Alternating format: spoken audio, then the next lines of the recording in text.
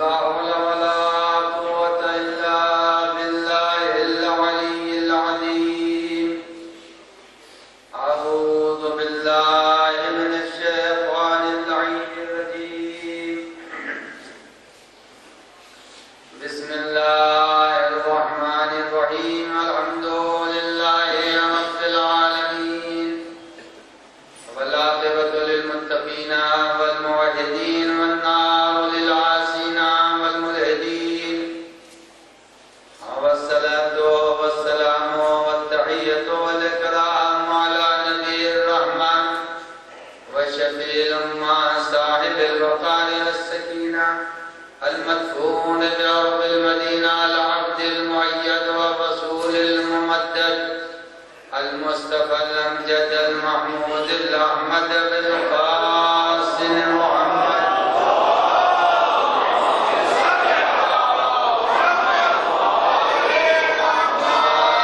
أمه ووزيره ووصيه وخليفته نور الأنوار حجج الجبار والد الأئمة الأطهار قسيم الجنة والنار المولود في البيت ذي الأستار إمام المشارق والمغارب الذي حبه فرض على الحاضر والغائب، غالب كل غالب علي بن أبي طالب.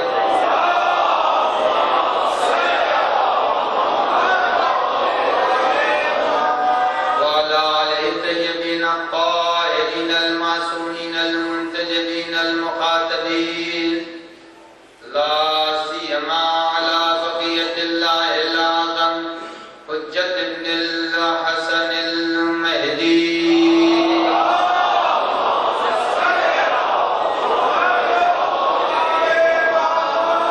روحي وأرواح العالمين له الفداء، واللعنة الدائمة الباقية على أعدائهم أجمعين من يومنا هذا إلى قيام يوم الدين. أما بعد، فقد قال الله الحكيم في كتابه الكريم: بسم الله الرحمن الرحيم، والسماء ذات الحبك إنكم لفي قول مختلف. صلوات محمد.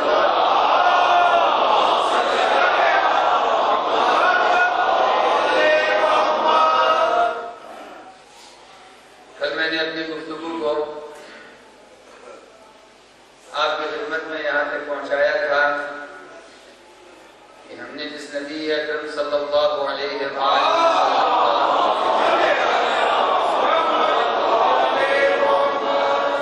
کلمہ پڑھا ہے، اللہ نے اس نبی کو اور انبیاء کے مقابلے میں جو امتیازات و جو فضیلت دی ہے، وہ فضیلت فقط اتنی ہی ہے جو ہم کو قرآن مجید سے ملی ہے۔ گزشتہ انبیاء کو پروردگار عالم نے یا کسی خاندان کے لیے بھیجا، یا کسی ایک قوم کے لیے بھیجا، یا دو قوم کے لیے بھیجا، اور جو آخری صاحب شریعت رسول تھا جسے پروردگار عالم نے پیغمبر سے پہلے بھیجا، ان کے لیے بھی فرمایا کہ قال عیسی ابن مریم یا بنی اسرائیل انی رسول اللہ الیکم۔ جناب عیسیٰ علیہ السلام نے آخر میں آنے کے بعد یہ کہا کہ میں تمہارے درمیان اے بنی اسرائیل تمہارا رسول بنا کے بھیجا ہوں، بس اس سے زیادہ ان کی تبلیغ کی حد نہیں تھی۔ جب یہ سارے کے سارے انبیاء ایک محدود دور، ایک محدود قوم اور ایک محدود قبیلے کے لیے تھے، اس کے برخلاف اللہ نے پیغمبر اکرم صلی اللہ علیہ وآلہ وسلم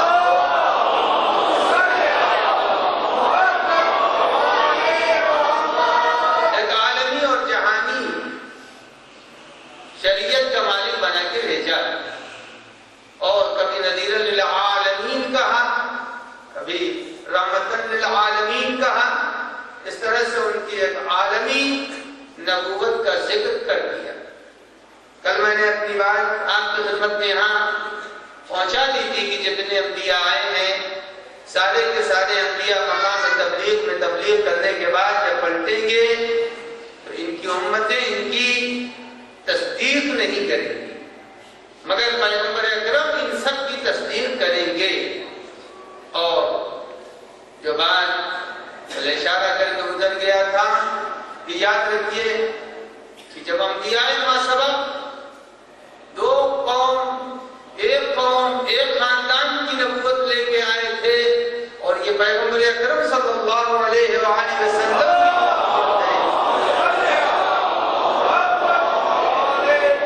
یہ اتنی بڑی نبوت ہے، جیسے یہ ہمارے انبیاء جو ہمارے نبی سے پہلے گزر گئے، نبی اکرم جیسے ان کا گواہ ہے، جیسے ان کا گواہ ہے پیغمبر اکرم اسی طرح سے، جیسے میں نے کل کہا تھا کہ ان کی تعداد بڑی محدود تھی جن کے اوپر ان انبیاء نے اپنی نبوت کا اعلان کیا تھا، کہیں اس سے زیادہ آج کی مرجعیت ہے جہاں ماننے والے کروڑوں کی تعداد میں پائے جا رہے ہیں، کروڑوں کی تعداد میں پائے جا رہے ہیں۔ کل انبیاء پر نبی گواہ تھا، اسی طرح سے یہ جتنے مراجع ہیں ان پر بھی ہمارا نبی گواہ ہے۔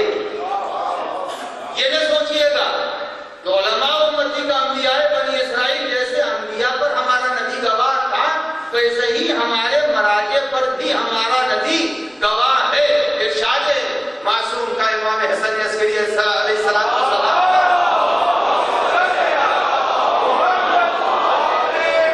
یہ ارشاد ہوگا، اور یہ حدیث امام جعفر صادق علیہ السلام سنیے۔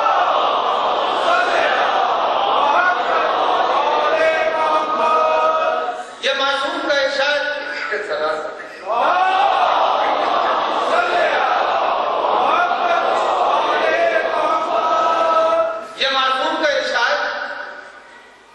کہ من کان من الفقهاء صائما لنفسه حافظا لدینه مخالفا لهواه، جب بھی تم میں کوئی ایسا فقیہ مل جائے جس کے اندر چند خوبیاں پائی جا رہی ہوں، ایک تو یہ ہے کہ اپنی خواہشات پر عمل نہ کر رہا ہو، اپنی خواہشات پر عمل نہ کر رہا ہو، اپنے امام کا اطاعت گزار، تو علی الامان میں جو قلدو امام کی ذمہ داری ہے کہ وہ ایسے مرجع کی تقلید کرے، علی الامان میں جو قلدو امام کی ذمہ داری تقلید کرے۔ اور رات علیہم کا رات علیہ، جس کسی نے بھی کسی مرجع کو ٹھکرا دیا اس نے مجھے نہیں مانا، اور رات علیہم کا رات علیہ، جس نے اسے ٹھکرایا اس نے مجھے ٹھکرایا، اس لیے کہ میں ان پر حجت ہوں اور وہ تم پر حجت ہے۔ تو اب پتہ چلا کہ جیسے ہمارا نبی اکرم گزشتہ انبیاء پر حجت تھا، ویسے ہی جب پردہ غیب پہ وارث حقیقی جانے لگا تو اس نے اپنی حجت بنایا ہے ان مراجع کو، اور ان مراجع کو حجت بنایا ہے، اور جب ان مراجع کو حجت کا جو ان کو رد کر دے گا، رات علیہ گا، جنہوں نے انہیں نہیں تسلیم کیا انہوں نے مجھے تسلیم نہیں کیا۔ تو بات بتائیے، حجیت نبی کی حجیت ان کے اوپر ہے، امام ان کے اوپر حجت ہے، اور یہ بات اپنی جگہ کے اوپر ہے۔ مراجع تبلیغ جو اس وقت پائے جا رہے ہیں، میں ایک بات آپ کی خدمت میں عرض کروں، نواں عشرہ ہے یہ میرا، نواں عشرہ ہے جو آپ کے درمیان میں اب تک پڑھتا چلا آ رہا ہوں، میرا مزاج بھی آپ پہچان گئے ہوں گے، میں کسی کے اوپر ٹانٹن نہیں کرتا، میں جو بات کہتا ہوں دل کی گہرائی سے کہتا ہوں، اخلاص سے کہتا ہوں، دوستانے کے عنوان سے کہتا ہوں۔ یہ یاد رکھیے گا کہ علیزہ نگرانی مرجعیت پیری مریدی کا نام نہیں ہے، یہ اپنے ذہن میں آپ رکھیے کہ مرجعیت پیری مریدی کا نام نہیں ہے، مرجعیت تقلید کس کی جائے گی، تقلید کیسے کی جائے گی، یہ سارے موضوع ہماری تقلید اس وقت کی تقلید کے اندر اگر آ جائیں گے تو بہت جائے گی، تاخیر ہو جائے گی، مگر سمیٹ کے 2-4 باتیں میں مثال دے رہا ہوں۔ میری انگوٹھی کا نگ اگر ہلنے لگے، میں نے کہا ریاض بننا صاحب ذرا میری انگوٹھی کا نگ ہل رہا ہے، ذرا سے اس کو لے کے چلیے مجھے بنوا دیجیے۔ یہ دیکھ مجھ کو ایک میڈیکل اسٹور پر کھڑے ہو گئے۔ میں نے کہا کیا کر رہے ہیں آپ، کہاں لے کے آئے، کہاں لے کے آپ آئے؟ تو آپ کی انگوٹھی تو خراب ہے۔ میں نے کہا انگوٹھی تو خراب ہے، تو کہا بس میں لے کے آ گیا، یہ کوئی ضروری تھوڑی تو اس کے لیے سونار کی دکان پر جانا جائے۔ تو معلوم ہے ایک انگوٹھی کا نگ اگر مل جائے تو اس کے لیے ہم کو اس کے ماہر کے یہاں جانا پڑتا ہے، کسی میڈیکل آفیسر کے پاس نہیں جانا پڑے گا۔ یہ اصول ہے نا۔ ہماری اگر ہوا کا تسمہ ٹوٹ جائے تو اس کو خیاط صحیح کرے گا، اس کو کہیں مونچی کے پاس نہیں لے جایا جائے گا۔ یہ دنیا کا اصول ہے۔ میں عزیزان گرامی یہ کہتا ہوں، یہ قطعاً ذہنوں سے نکال دیں کہ تقلید کے معنی پیری مریدی ہے۔ ہم نے کل کی کچھ لفظیں آپ کی خدمت میں عرض کی تھی، جو روٹ کی بات کی، بہت سی عربی میں لفظیں ہیں۔ یہ تقلید نکلی ہے قلادے سے۔ قلادہ یعنی وہ ہاتھ جو عورتیں گلے میں پہنتی ہیں، تقلید اس سے نکلی ہے، قلادے سے نکلی ہے۔ یہ بتائیے جب قلادہ عورت ہار پہنتی ہے، ہار پہننے کے بعد جیسے عورت اچھی لگتی ہے، تقلید کرنے کے بعد مرد مسلمان اچھا لگنے لگتا ہے۔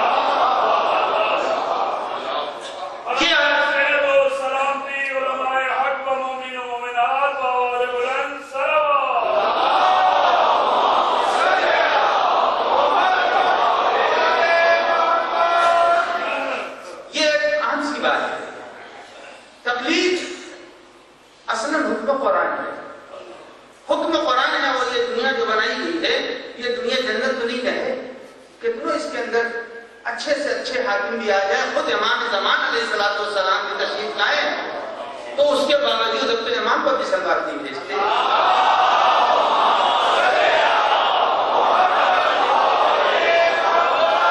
اگر وہ حضرت کی تشریف لے آئیں گے، اخرجت الارض اثقالها، زمین اپنے خزانے کو اگل دے گی، لیکن اس کے باوجود کیا اس وقت اب مکان بنانے کی ضرورت نہیں پڑے گی؟ پڑے گی نا بھائی، پل بنانے کی ضرورت پڑے گی یا نہیں پڑے گی؟ خیاط کی ضرورت پڑے گی کہ نہیں پڑے گی؟ انجینئر کی ضرورت پڑے گی کہ نہیں پڑے گی؟ یہ دنیا ایسی ہے کہ جہاں کے اوپر ایک آدمی اپنی زندگی کی ساری ضرورتوں کو پورا نہیں کر سکتا ہے۔ ایک آدمی بہرحال اپنی ضرورت کو پورا نہیں کر سکتا ہے۔ اگر خود خیاط بن گیا تو اس کو جوتے کے لیے ضرورت دوسرے کی پڑے گی۔ اگر مثلاً وہ موچی ہے تو عینک کے لیے دوسرے سے ضرورت پڑے گی۔ اگر وہ انسان ہے تو ڈاکٹر کی ضرورت پڑے گی۔ تو یہ اجتماعی زندگی کے اندر ایک آدمی اپنی ساری ضرورت کو پورا نہیں کر سکتا ہے۔ اب آئیے میں آپ کی خدمت میں عرض کروں کہ یہ مرجعیت جو آج ہمارے درمیان ہے، اگر یہ مرجعیت نہ ہو، سب سے پہلی چیز یہ ہے کہ اس مرجعیت کے اوپر یقیناً امام زمان کی نظر ہے۔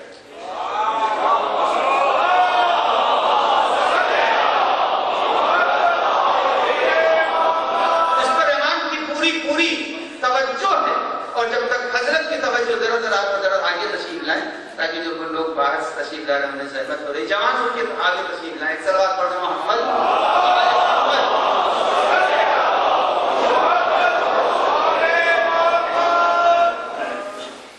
تو یاد رکھیے گا یہ پوری مرجعیت زیر نظر ہے امام کی۔ امام کے زیر نظر یہ مرجعیت چل رہی ہے، اور اگر یہ مرجعیت امام کے زیر نظر نہ ہوتی تو بہت سے ایسے واقعات ہیں جو بتا دے رہے ہیں کہ اس مرجعیت پر امام کی نظر خاص ہے، اور ان کی منشا سے مرجع بنتا ہے، اپنی کوششوں سے مرجع نہیں بنتا۔ آپ دیکھیے، میں صرف اشارہ کر رہا ہوں، جو ہزاروں مرتبہ کا سنا ہوا واقعہ ہے آپ حضرات کی خدمت میں، شیخ مفید کا وہ واقعہ جو آپ سنتے رہتے ہیں۔ انہوں نے اس خاتون کے لیے جس کے شکم میں بچہ تھا، یہی تو کہاں چلے جا کے دفن کر دو، ایک ماہ کے مرنے کے بعد بچہ مر جائے گا۔ اب اس کے بعد بچے کوئی آیا اور آنے کے بعد اس نے کہا کہ شیخ نے فرمایا ہے کہ ماں کا پیٹ چاک کر کے بچے کو نکال لیا جائے۔ بچہ نکال لیا گیا، بچہ بڑا ہو گیا، سب کچھ ہوا۔ دوسرے دن آدمی آئے اور آنے کے بعد کہا شیخ آپ نے فرمایا تھا بچہ ماشاءاللہ ٹھیک ہے۔ انہوں نے کہا میں نے تو نہیں کہا تھا۔ انہوں نے کہا میں فتوے نہیں دوں گا۔ جب کہا میں فتوے نہیں دوں گا، فوراً امام تشریف لائے اور کہا تم فتوے دیتے رہو، جب غلطی ہوگی میں تمہیں بچا دوں گا، میں تمہیں بچا دوں گا۔ تو یہ بتائیے مرجعیت کی پشت پر عصمت ہے یا نہیں؟ جب مرجعیت کی پشت پر عصمت ہے تو اب جب امریکہ کسی کی پشت پر ہو جائے تو اس کی حکومت کو ماننے کے لیے تیار ہو جاتے ہیں، جس کی پشت پر امام زمان ہو اس کو ماننے کے لیے کیوں نہیں تیار ہوتے؟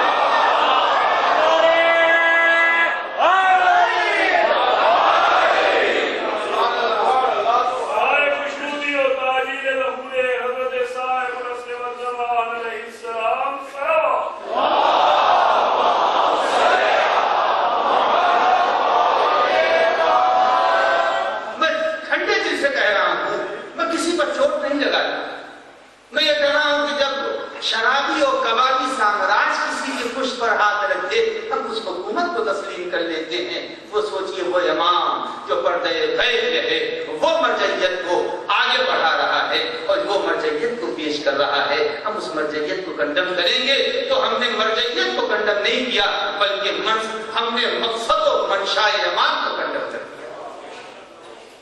اب آئیے آپ دیکھیے، میں صرف اشارہ کر رہا ہوں، وہ واقعہ بھی سنا دیا، ذرا سے ایک واقعہ اور آپ کی خدمت میں عرض کر دوں کہ ذہن میں یہ نہیں آنا چاہیے کہ یہ مرجعیت خمس کے اکٹھا کرنے کے لیے، یہ نہیں ہے، یہ خمس کے اکٹھا کرنے کے لیے نہیں ہے۔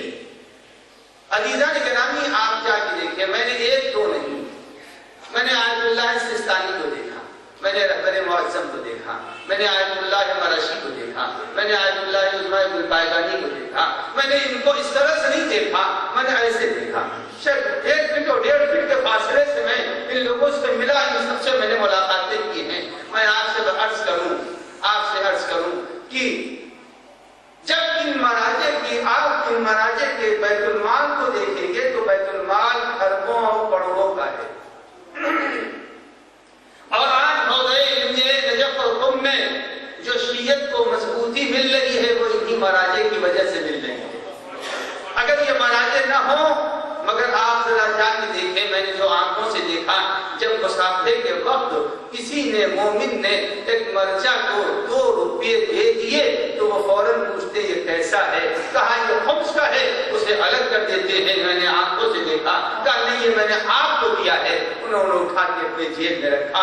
یعنی جو ایک نائب یاد کر رہا ہو کہ وہ امام کے پیسے کو الگ رکھ رہا ہو، آپ اس کے لیے یہ تصور نہ کریں کہ وہ مرجعیت پیسہ اکٹھا کرنے کے لیے۔ خصوصاً رہبر معظم سید علی خامنہئی کے لیے بلند تر صلوات۔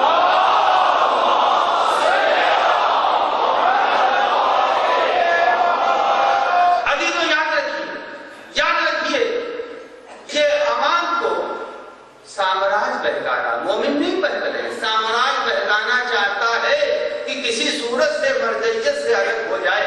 حیات رہبر معظم پر ایک کتاب نکلی ہے، آپ فارسی کی کتاب نہیں معلوم یہاں ترجمہ ہوا یا نہیں ہوا، میں اس کا ایک چھوٹا سا واقعہ آپ کو بتا دوں جس سے آپ کو اندازہ ہوگا کہ یہ مرجعیت کیا کر رہی ہے۔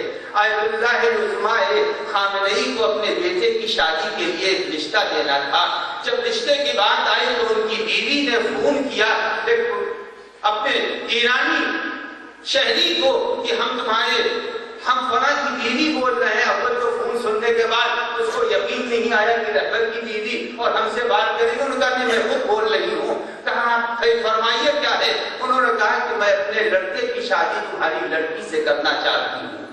جب یہ کہا بات آگے بڑھی، رہبر کے پاس جب آیا ہے لڑکی کا باپ تو رہبر نے کہا کہ یہ خیال کر کے شادی نہ کرنا کہ میرا بیٹا ہے، میرا بیٹا کرائے کے مکان میں رہتا ہے،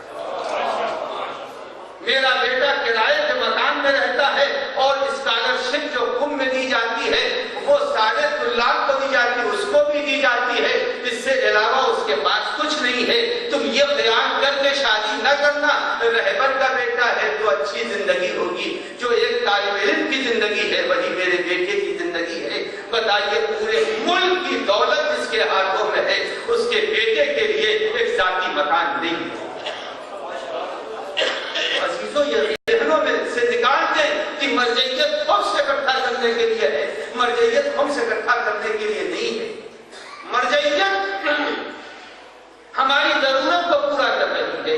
قرآن مجید سورہ مبارکہ توبہ میں ایک آیت میں آپ کو سنا رہا ہوں، 122ویں آیت ہے، آپ اٹھا کے جا کے دیکھ لیجیے گا، اس کے اندر ملتا ہے قرآن مجید کہا لولا نفر من کل فرقۃ منهم طائفہ لیتفقهوا فی الدین ولینذر قومهم اذا رجعوا الیہ، کہا تم میں سے کیوں نہیں تم میں سے کچھ لوگ نکلتے ہیں جو جا کر کے علم دین پر مرجعیت اور فقاہت کے مرتبے تک فائز ہو جائیں، فقہ میں اعلیٰ مرتبے تک فائز ہو جائیں، اور فائز ہونے کے بعد وہ اپنے قوم میں پلٹ کر کے پیغام دین کو پہنچاتے رہیں۔ پتہ چلا ہر شخص کا کام نہیں ہے اجتہاد کرنا، اجتہاد کے لیے اپنی ہی جماعت سے کچھ لوگوں کو منتخب کرنا پڑے گا جو جائے، اور جانے کے بعد سے وہ وہاں پر علم دین حاصل کرے۔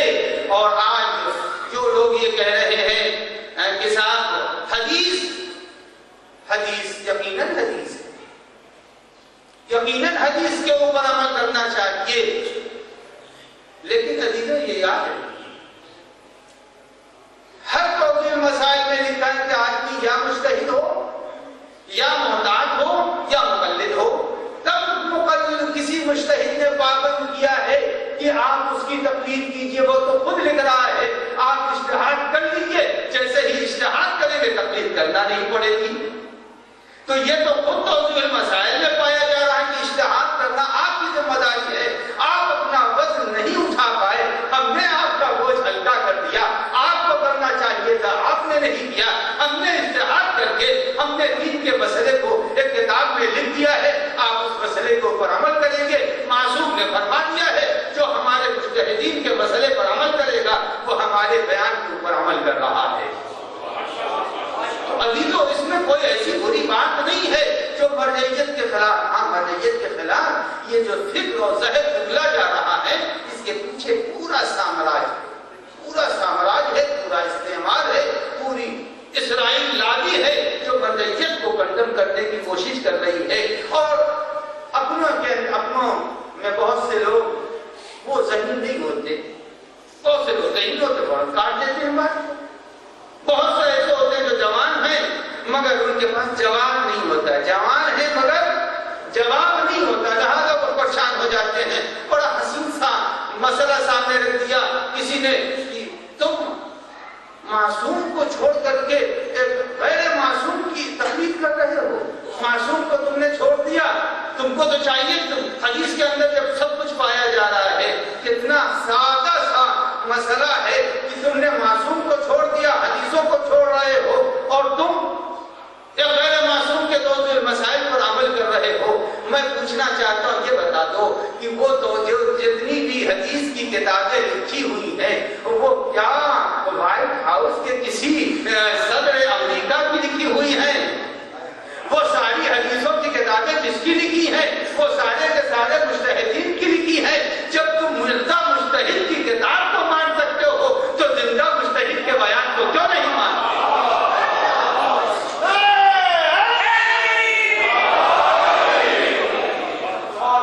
مردہ مجتہد کے بیانات کو، حدیثوں کو آپ مان رہے ہیں، اور زندہ مجتہد ہے جس سے آپ نہیں پوچھ رہے ہیں، تو یہ اس کے معنی یہ ہے کہ پورے دور سے ہم کامل ذہنیت نہیں ابھی بنا چکے ہیں۔ اگر ہم میں شیعت پورے دور سے آ جائے تو ہمارے لیے یہ مسئلہ نہیں بنے گا۔